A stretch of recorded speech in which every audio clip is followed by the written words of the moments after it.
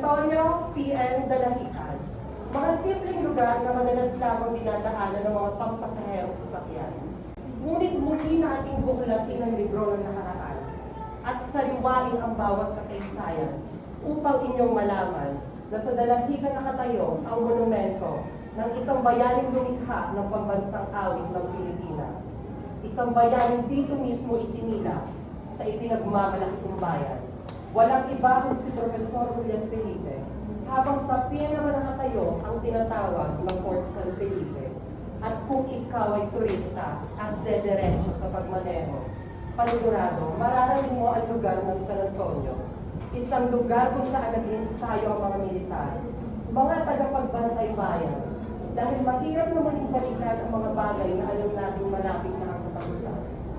Ngunit hahayaan na lamang ba natin magtapos ang kasaysayang maumpisahan ng nilululahating bayan. Muli nating alalahanin ang bawat kasaysayan, tradisyon, at mga produktong dito nag-umpisang sumikat sa minamahal ng bayan. Mula sa pagbitaw ng salita na I shall return sa koridor, hanggang sa masasarap na pagkain, kagaya ng kakanin, tamales, pansit-pusit, biglukoy at samala. At ang mapaghimalang imahe ng Birhen ng Nuestra Señora de la Soledad de Portabaga, na tinaguri ang yamang pangkalinangan ng Pilipinas. Marami ang nagtataka kung bakit nga ba kami naging kakaiba.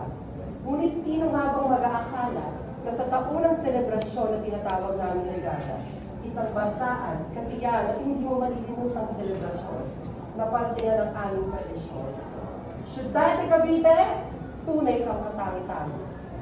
Sapagkat dito mo rin matatagpuan ang bagong paliparan dahil kasabay ng paglipad ay ang mga pangako na muling buhayin ng kasaysayan at turismo ng aming bayan. Sapagkat tayo ay Caviteño na para sa turismo.